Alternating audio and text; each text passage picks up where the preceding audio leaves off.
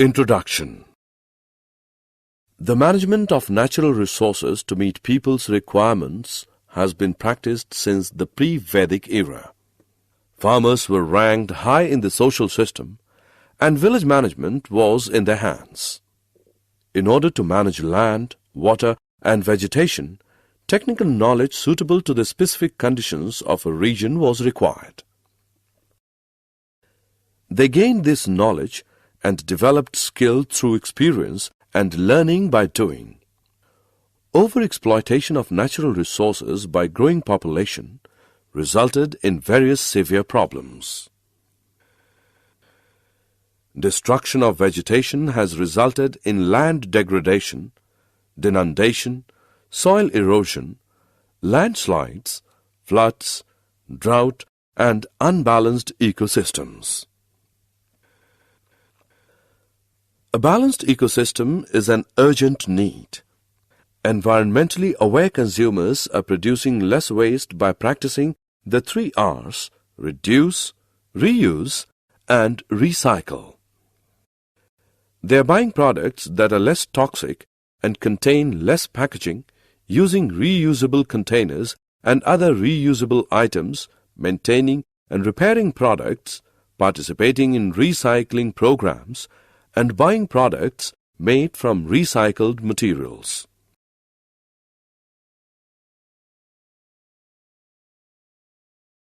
Objectives. At the end of this lesson, you'll be able to express the necessity of resources, explain the distribution of forests, wildlife, and their sustainable management, describe the method of rainwater harvesting, identify the importance of fossil fuels like coal and petroleum.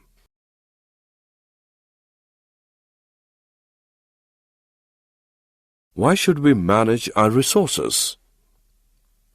Not surprisingly, exploration and development of our natural resources has spin-off benefits, especially in construction, manufacturing, and professional, scientific, and technical services. Most of the growth in the economy comes from natural resources like diamonds, oil, and gas especially. And the linkages between the resource activity and other sectors, such as retail trade, are not as strong as they could be. While this growth is good news, it means that much of the natural resources are being used off.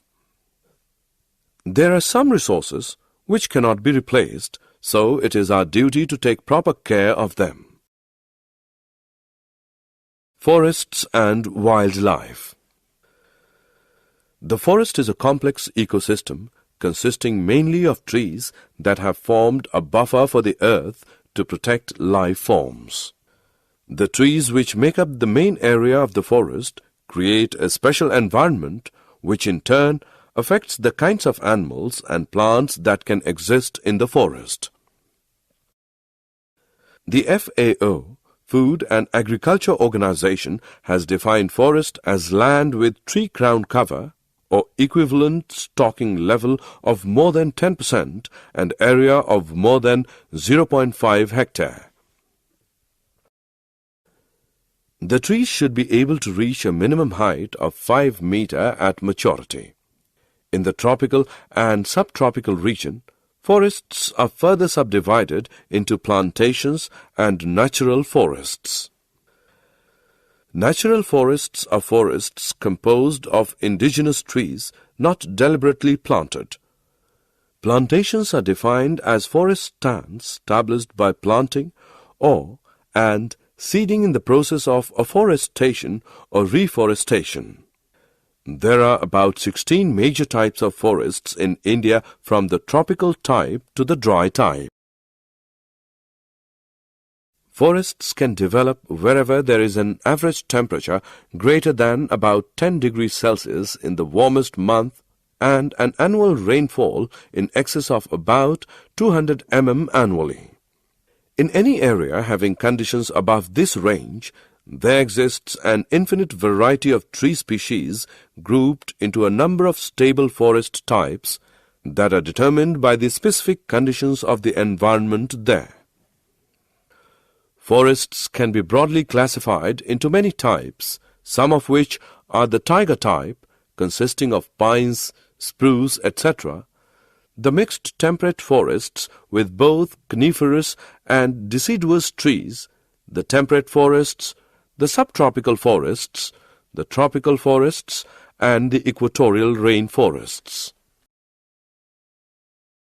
In India, it is believed that organized exploitation of forest wealth began with an increase in hunting. Ashoka the Great is said to have set up the first sanctuary to protect the forests and all life in it. The Mughal rulers were avid hunters and spent a great deal of time in the forests. It was during the British rule that the first practical move towards conservation in modern times took place. They established reserved forest blocks with hunting by permit only. Though there were other motives behind their move, it at least served the purpose of classification of and control over the forests. Sustainable management. Forests are rich and complex ecosystems which support biodiversity, provide valuable ecological services, and have considerable potential for tourism. In particular, millions of poor people depend on forest ecosystems for food, water, fuel, fiber, and both timber and non-timber products, indeed for their very survival. To achieve sustainability, there must be a rethinking of what we consider a basic need. It is common in our society to say that we need a given resource, but how much of it do we really need to use? Also, how do we decide what the basic needs of our ecosystem and the organisms living within it are?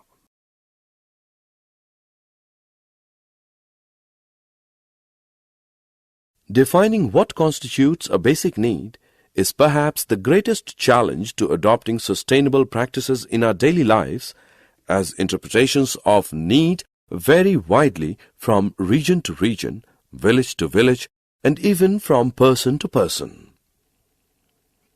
While ecologists are usually averse to putting a price on what is considered invaluable, the people argue convincingly that by not considering the economic benefits of forests, their conservation status is actually undermined because their diverse economic contributions remain largely unrecognized or undervalued.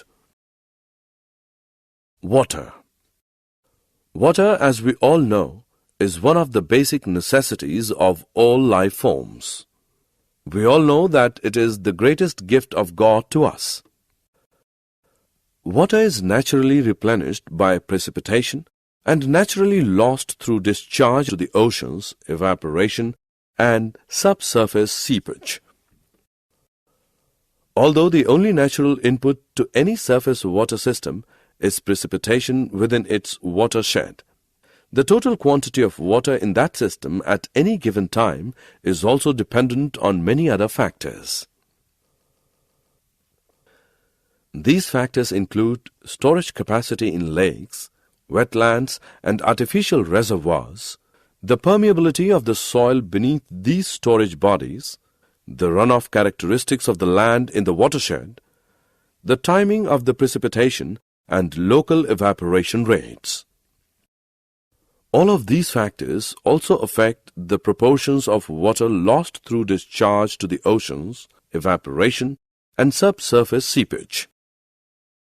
Human activities can have a large impact on these factors.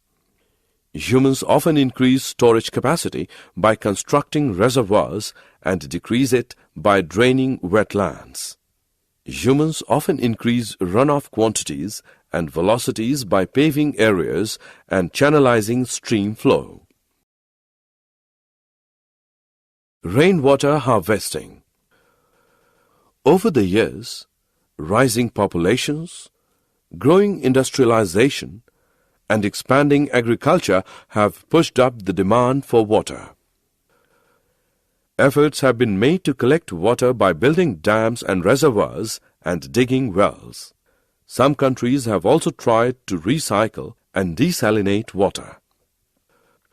Water conservation has become the need of the day. The idea of groundwater recharging by harvesting rainwater is gaining importance in many cities.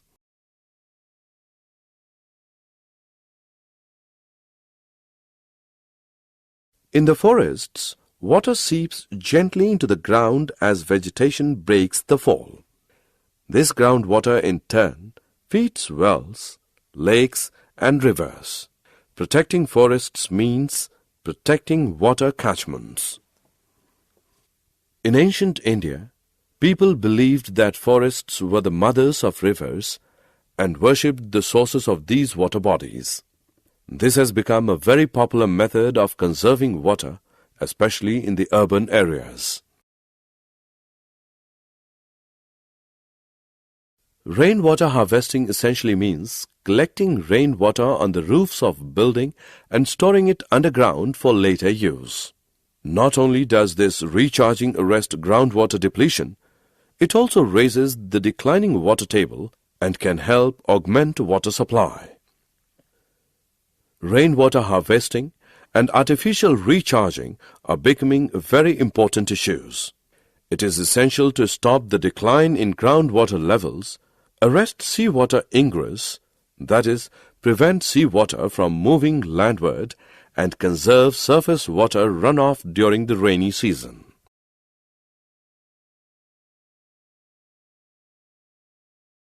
Coal and petroleum. Coal is by far the most abundant fossil fuel on Earth. It is essentially carbon and is mainly used as combustion fuel. The large-scale use of coal began with the Industrial Revolution in the 19th century. As the number of industries increased, demand for more sources of energy grew. Coal is the product of plants, mainly trees that died tens or hundreds of millions of years ago. Due to waterlogging in low-lying swampy areas or in slowly sinking lagoons, dead trees and plants did not decompose as they normally would. The dead plant matter was covered with water and protected from the oxidizing effect of air.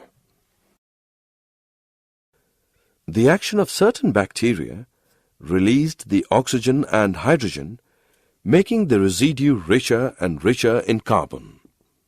Thick layers of this carbon-rich substance, called peat, built up over thousands of years.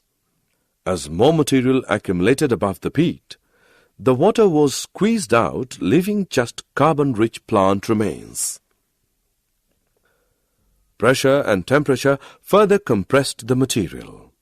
This aided the process of producing coal as more gases were forced out, and the proportion of carbon continued to increase.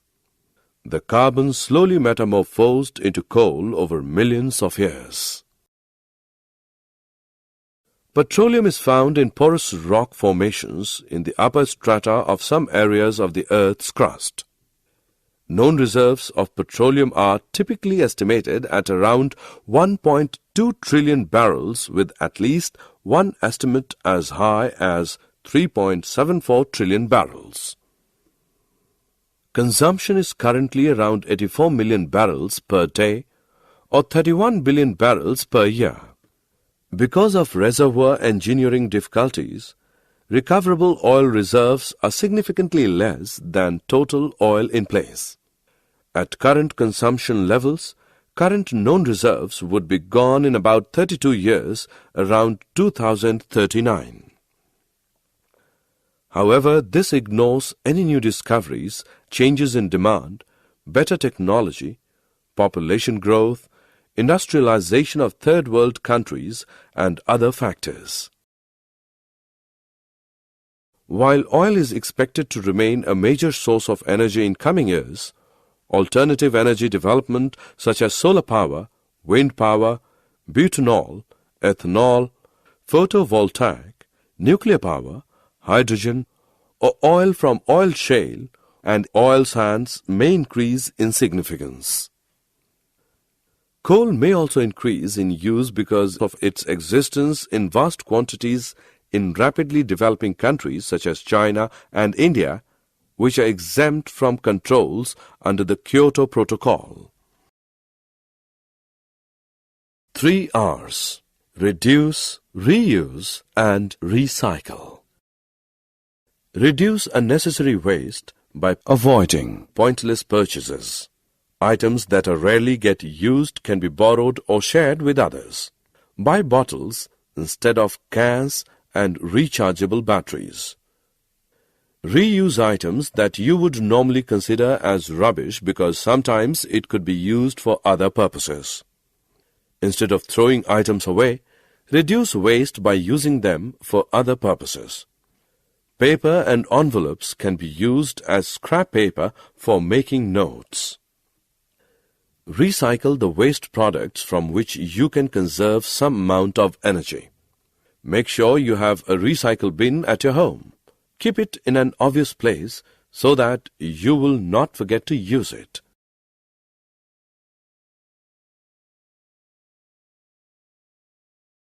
Summary. Let us summarize what we have learned. Most of the growth in the economy comes from natural resources like coal, oil, and gas especially. The forest is a complex ecosystem consisting mainly of trees that have formed a buffer for the earth to protect life forms.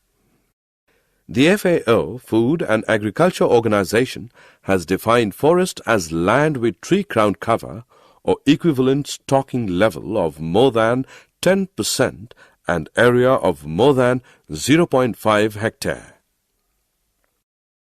In the tropical and subtropical region, forests are further subdivided into plantations and natural forests. Ashoka the Great is said to have set up the first sanctuary to protect the forests and all life in it. The British established reserved forest blocks with hunting by permit only. Water is naturally replenished by precipitation and naturally lost through discharge to the oceans, evaporation, and subsurface seepage. Rainwater harvesting essentially means collecting rainwater on the roofs of buildings and storing it underground for later use. Coal is the product of plants, mainly trees, that perished tens or hundreds or millions of years ago.